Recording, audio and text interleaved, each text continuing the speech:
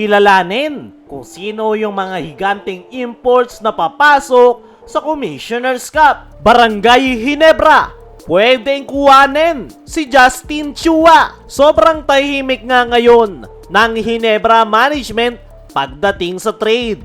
Actually, nitong mga nakalipas pa na conference halos walang galaw ang Barangay Ginebra, habang ang ibang teams gumagalaw na, nag-a-adjust at naghahanda para sa paparating na Commissioner's Cup. Ang Ginebra parang naka-standby mode pa rin, at dahil dyan, natural lang na nag-iingay na ngayon ang mga Barangay Ginebra fans. Kasi let's be real, alam na ng lahat kung ano ang problema ng Ginebra. Hindi na yan bago at hindi na rin sikreto. Alam ng lahat na big man yung kanilang problema. Conference after conference, iisa lang yung kwento sa Ginebra na palaging kinakapos dahil wala silang maasahan na big man na maasahan sa ilalim.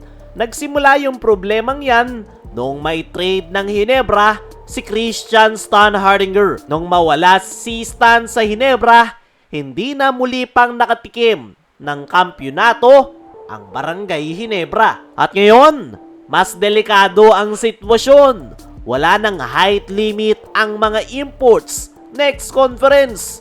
Ibig sabihin, mas malalaki at mas dominanteng imports ang paparating. At kung hindi gagalaw ang Ginebra, posibleng mas mapaaga pa yung kanilang bakasyon. Kaya naman, tayo na ang gagawa ng paraan. Kung tahimik ang management, tayo muna yung mag-iisip na pwede nilang kuhaning big man. At isa sa pinaka-realistic at logical na pangalan na pwedeng kuhanin ng Ginebra ay itong si Justin Chua. Kasalukuyang nasa unrestricted free agency ang pangalan ni Justin Chua.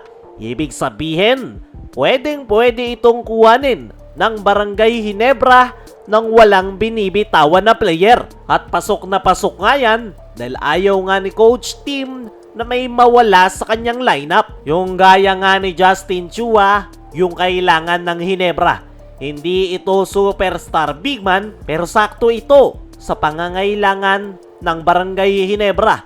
Isang legit na big body sa ilalim dahil kayang-kaya nitong makipagbanggaan sa loob ng painted area. Hindi rin ito madaling maitutulak sa ilalim at swak na swak sa sistema ni Coach Tim dahil meron din itong outside shooting. Hindi nga kailangan ng Ginebra ng big man na dominante sa loob ng painted area.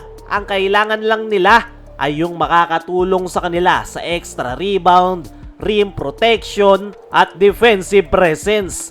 At yan mismo yung role na pwedeng gampanan ni Justin Chua. Kaya naman, kung ayaw ni Coach Tim na may mawala sa kanyang lineup at ayaw niyang makipag-trade, ay pwede silang pumasok sa free agency at pwede nga nilang damputin itong si Justin Chua. Sa ngayon, yan yung pinaka-realistic na pwedeng kuhaning big man ng Barangay Ginebra base sa sitwasyon nila ngayon. Hindi natin masasabi na si Justin Chua yung susolusyon sa kanilang problema, pero makakatulong nga ito para makapalag-palag man lang sila sa loob ng painted area. Sa ngayon, tahimik pa rin talaga ang Ginebra management. At tignan natin kung gagalaw ba sila sa trade o kukunin itong si Justin Chua sa free agency. Dumako naman tayo dito sa kabilang balita. Kilalanin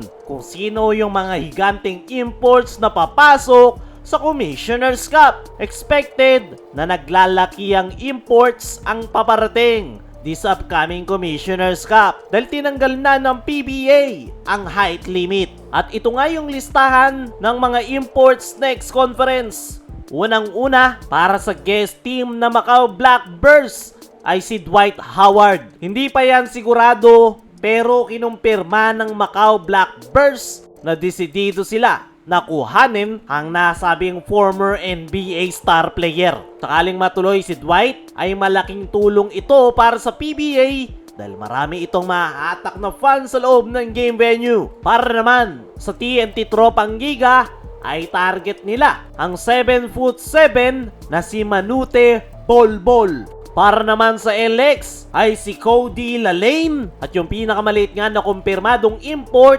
ay si Justin Brownlee. Yan pa nga lang yung mga siguradong imports sa Commissioner's Cup at tignan natin kung sino-sino pang big man imports ang papasok. Kaya mga chong, ano ang masasabi nyo sa mga kumpirmadong imports this Commissioner's Cup? Ano rin yung masasabi nyo na pwedeng kunin ng Hinebra si Justin Chua? Comment mo lang dyan sa ibaba.